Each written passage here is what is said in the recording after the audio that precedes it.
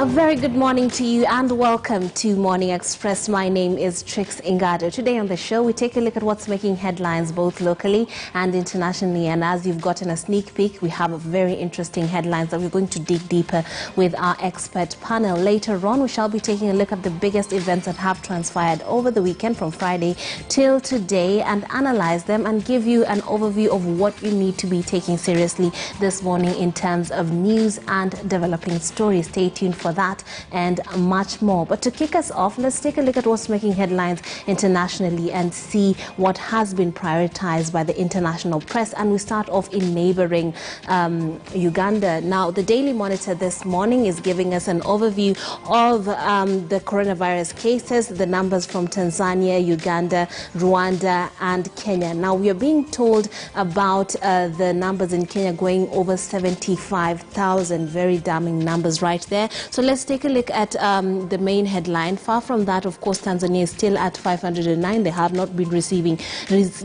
their numbers. Uganda is at 17,667. Rwanda is at 5,620. Now, the headline this morning is, why did Museveni critics Sesuja Mbabazi go silent? Now, they're taking a look at some of these very vocal former critics of Museveni going silent, and obviously if you have been keeping up with the events in Uganda, you know that things are not very rosy for those in opposition in this particular country. So the Daily Monitor is the paper to take a look at this morning to keep yourself abreast with what's happening in our neighboring country. Now let's move on to Tanzania. We're told government employees to get ease of student loan payment. The Ministry of Finance and Planning said yesterday that in order to ease the burden of higher learning students' loans board debt on its workers, Hazina Savings and Credit Cooperatives. They're also giving us that overview of the cases of coronavirus across the region.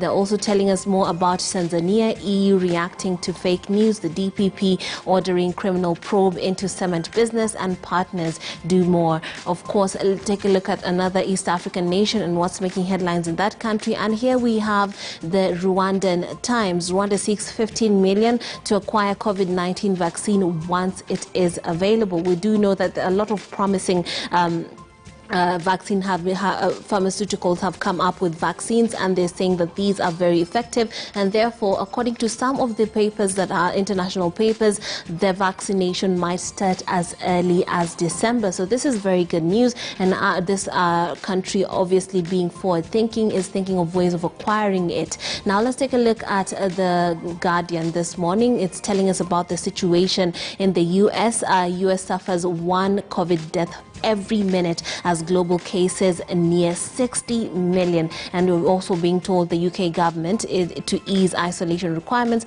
for COVID contacts, and US suffers one COVID death every minute. They are reiterating that particular fact. The BBC is telling us Trump allies urge him to accept defeat in US vote. Obviously, we're seeing him with one of his political allies. Merkel is worried about vaccines for poor countries, which is a genuine worry for many countries. And the situation in Ethiopia is continually making headlines across board. Ethiopia Prime Minister issues a 72-hour ultimatum to Tigray. And moving on to the United States, we have the CNN is telling us when love is not enough, no mother wants to leave her child, but in the Philippines, it can feel like there is little choice. Far from that, Trump has left the world stage. Few will miss him. This is following the G20 summit that happened virtually this year owing to the coronavirus, and then US COVID-19 hospitalizations reach a record high in November, and Secretary of State expected to be among the first positions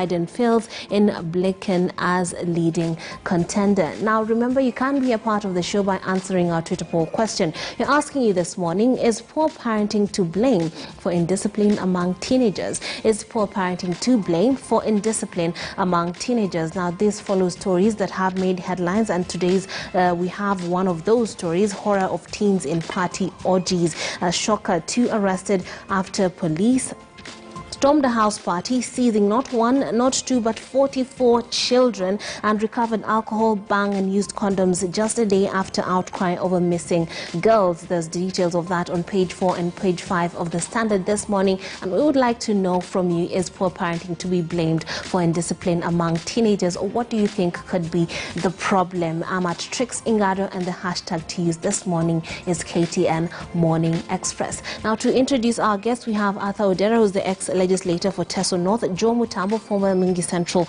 Member of Parliament, as well as Ambrose Wedder, who is a lawyer, and regulars here. They're all regulars here at this show. Welcome to the show, gentlemen.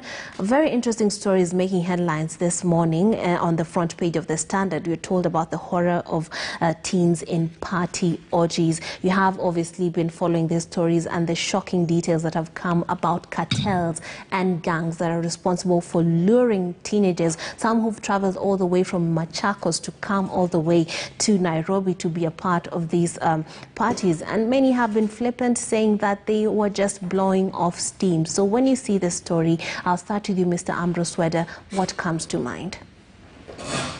Yeah, thank you so much, Trix. I think we will accept that some parents are not doing their job. Either it is a warped up way of parenting, cajoling children, and bringing a lot of theories in the very basics about training. God himself says, train up a child in the way he should grow, and he will not depart from it. He also says, spare the rod. Foolishness is bound in the heart of a child, and only a rod of correction will take it out. So some of us are either absent or busy. Unfortunately, a few parents are dead. So it becomes very, very complicated. And we also do not have a national ethos as a people. We celebrate thieves and robbers and all sorts of people, and we elect them to power. So I would say it is more due to failure of parenting than anything else. Let's look around. If you look at, let's say, the deputy president, you can see he has a fairly compact family. And then rumors also has it that he's a no-nonsense dad. If it becomes necessary, he will get out kiboko and deal with people. And you can see. Then we can also compare others where people are up and down and the children are on their own. So I think we have to relook at our national ethos. We have to be a bit firm, we have to be a bit strict, we have to be a bit careful. And above all, parenting requires knowledge. Yes. It is the only area where we get in. You have no idea, and you are using all the archaic ways of modern parenting, thereby bringing complications. Today, somebody flips internet, you can see anything, can watch anything. When we grew up, some of us, there was no internet. So the parents have to educate themselves how to bring up children. Okay. Now, Honorable Mutambo, the DCI warned of gangs luring teenagers online. So far from parenting, there's only so much a parent can do in protecting the kids from what they're exposed to online. So what is your take on this developing situation, or rather revelation by the Kenyan press? Good morning, Trix. It is quite disturbing to see how our teenagers are behaving. And as Ambrose has said, parenting. There's a lot of questions to be asked today. Who are our current parents? We have teenagers who are also parents. So it becomes a bit complicated because we're having teenagers who are parents, and they are becoming parents because of poor situation in our country, whereby we do not have jobs, we do not have a lot of things to take care for themselves. Even the normal parents, the mature parents, they cannot even take care of their own kids. And when the kids goes out there and they bring a coin in, they bring hunger in, they encourage them to do so. There is a lot connected into this. You've talked about internet. Our country has not legislated good laws how to provide internet in our country. Other countries, there are sites which are banned. If you ban some sites in Kenya, you'll see a lot of commentators going to court, intellectual property, it's business, allow this, allow that. So we have a lot of gaps in our society which leads to what is happening to our children. So we need to do more on how to protect our social lives. And that translates to what our children are doing today. Abrosa said what they are seeing on the internet.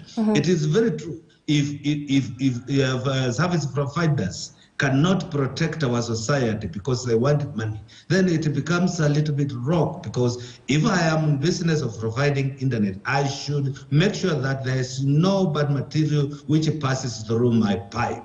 We have some multinationals who are not even worried or don't care about our society. All what they want to do is to have money and acquire money and export it outside without even thinking what kind of a state they are leaving behind. Those are the things we need to question ourselves and see how we are going to operate and do businesses. Because children behave on how they are exposed. If they are parents are behaving in such a manner, they will definitely behave like them. They will copy. If our society behaves in such a manner, our children will behave the same. But at the end of the day, it's all about parenting. Parenting goes beyond the two parents who gave birth to these children. It goes to it goes to what the material they are seeing, it goes to the government organization, it goes to the laws. Parenting is wide, it's not only the father and the mother. It has the neighbors and everyone, even the business people. What are you selling in your community? In your neighborhood? What are you providing? What are you telling? What are we learning in school? The teachers who are there, what are they telling the students? So there is a lot. When you talk about parenting, it's not only an aspect of dad and mom. Parenting is wide, and we need to discuss this issue. Otherwise, we'll have a wrong society whereby everybody will be doing whatever they are doing and will be having these scenarios, and it is not healthy for the nation. All right. Now, for the sake of those who are watching at home who have not yet grabbed a paper for themselves, here are some of the elements or some of the details of this particular incident. We're told the birthday party invite was sent out via Instagram. 44 children aged between 11 and 17 were seized, and marijuana, alcohol-used condoms were found at that particular scene. Now, most of the teenagers were already intoxicated by the time the authorities were coming there, and some came from as far as Machakos and Kericho. We're told a 41-year-old woman and her son have been are now in custody, and the DCI had already warned of gangs that are luring teenagers online into this sort of activities. Honorable Odera, what is your take on this story? Good morning, Trix and panelists. I think that over time, since time immemorial, every generation of parents has unique challenges to deal with because the world is changing, and our parents had reservations about us. We have reservations about the way our children are growing up, and I think for us, the internet generally and social media provide unique challenges which have to be dealt with. Unfortunately, the parents alone cannot deal with it. It takes the government, it takes the society, it takes every aspect of life to come together to deal with the challenges. For example, I read that those teenagers were brought together through Instagram and probably other social media, which means that the traditional methods of communication have now been circumvented, and people can reach children without going through the parents, and the parents sometimes have no access. It's also important to note that parents in the modern world, the economies in the world demand that parents spend a lot of time on economic pursuits. However, for me, Trix, the big question is this: that 41-year-old woman who took the pain to host, to first of all identify those children, communicate with them, invite them, buy the alcohol and all manner of things that were there in her compound when they were arrested. What is in it for her? Why is she doing that? There must be some reason. There must be a motivation for her to do it. It can't be that she's just inviting those children to have fun. No. My hunch is that either those people are inducting those children into porn, which porn is then sold, or they are being inducted into some forms of alcohol or drugs at a young age so that they become lifelong clients of those peddlers of drugs and alcohol. Indeed. And that is a big challenge that we have to deal with. Strategic, I was told by a friend of mine who works in Coca-Cola, and this is something we can draw from. He told me that, look, our company likes to sell drinks, and we sell a lot of drinks. However, our adverts in these days don't focus anymore on adults. We focus on children, because those children, if they get to consume our drinks, they will consume for a long time to come, and we want them hooked onto those drinks. And therefore, let us take that scenario and impose it on this scenario of these teenagers who are invited to our home to live there, to engage in all manner of activities. There must be an industry developing. Yeah, indeed. And the article actually does confirm that. It says it was not an ordinary party. Police called it a possible sex party, and they indicated the involvement of a pornography ring. Now, on page 5, also you're told about online pedophiles on the prowl amid the pandemic, as children are not going to attending school as usual, so they are on the lookout for teenagers. Now there's more information that's coming out here, and you're being told about the tactics that are used to entice children, so you need to be reading this article quite keenly. I'm curious about the element that was brought out by Honorable Mutambo about legislation. Mr. Weda, do you think it's possible to actually have laws that could help protect children, given that the internet cuts across, and Instagram is not a particular site that is meant for this sort of activity? It's not set up for that, but of course it's being used by those who are on a prowl for young minds to actually entice them into these sorts of parties. So, Mr. Weda, how can the law come in? Yes, please, let's get this thing very clear. Laws alone have been there since time immemorial, since the Greek times, since the Roman times. Laws have never changed the heart of man. They regulate interactions in society. But when it comes to your heart and my heart tricks, it is difficult. That is why the creator of all things says, train. It is us to train the children. You have been trained against certain things, and then you grow up in values. Now, those values are then, they give you what is called self-control, and that self-control guides you. Now, as you interact in society, you then follow this. We have the laws against murder, but some people murder. I know Honorable Odera here or Joe Mutambo may not want to murder, not because they are laws, but because in their hearts, they feel there is value in human life. So we must have ethos, we must teach values, we might teach principles. Then thereafter we augment it with the laws that regulate relationships. Where we are today, people are looking for money, and we are celebrating the wrong things. I've told you, people steal money, then we lavish them, and then the children learn. Some of our children, they have difficulty because we train them on things we are not doing. They copy us. They learn what we do. We look at these pornographic movies ourselves. Then when you come out, you pretend nothing has happened. You try to teach them. They already know. So I think we need to go back to basics. Our parents need to go back to basics. Some parents don't need to be hard. I really don't think my daughter will leave here all the way to some place in Kilimani and wherever and joke around. Tears will flow freely. And if I come to your house and I find you have done such party, the rest will not be law. We will deal with it as parents first. Yes. And legs will be broken before things are done like it.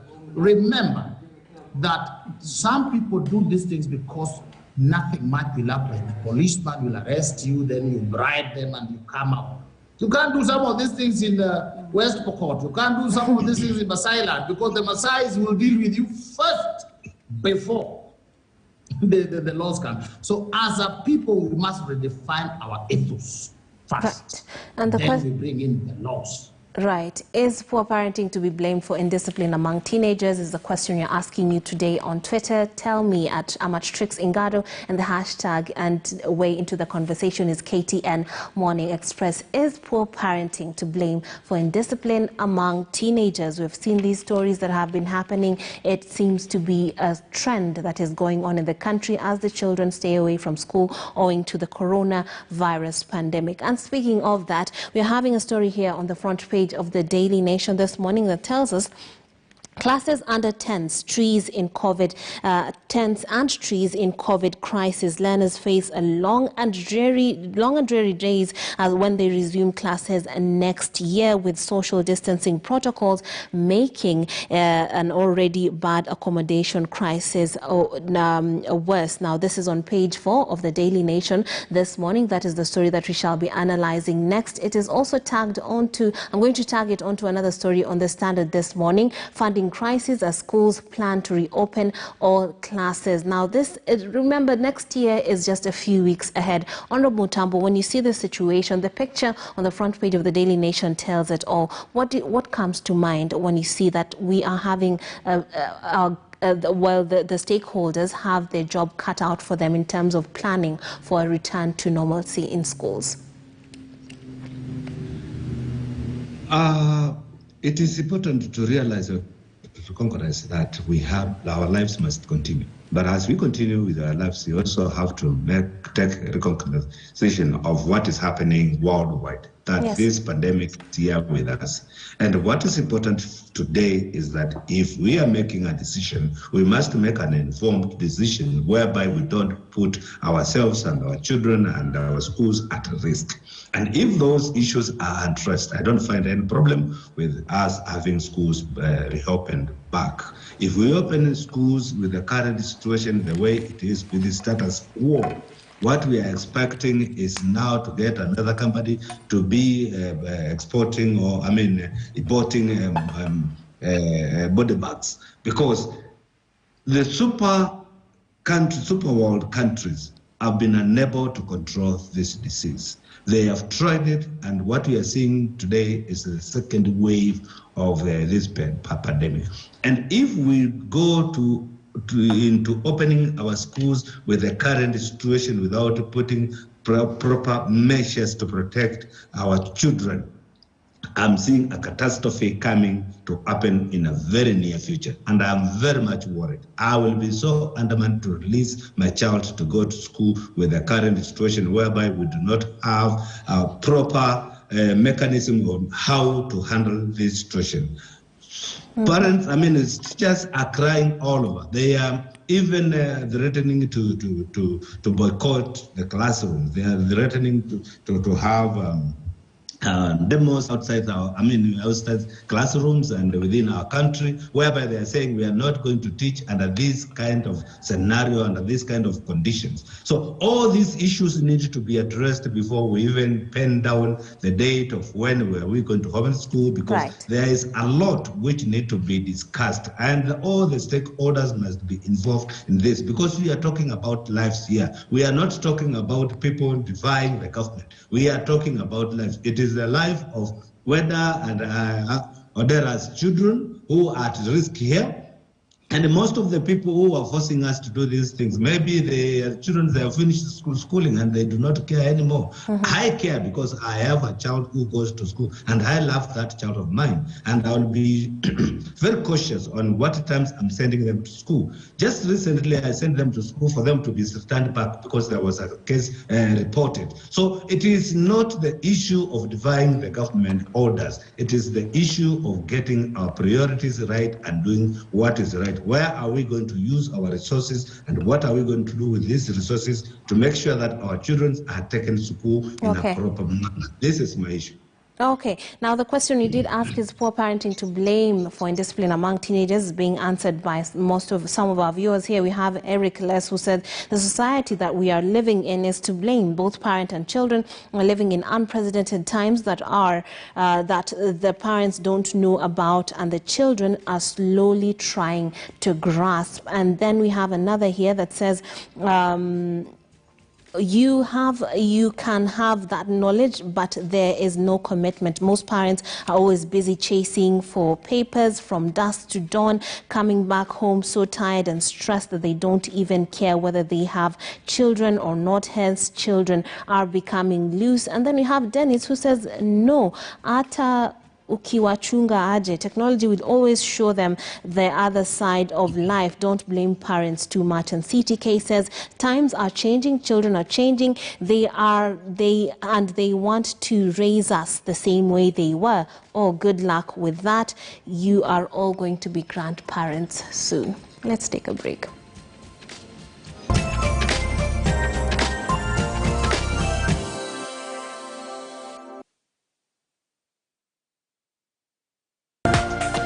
This is KTN News. In a time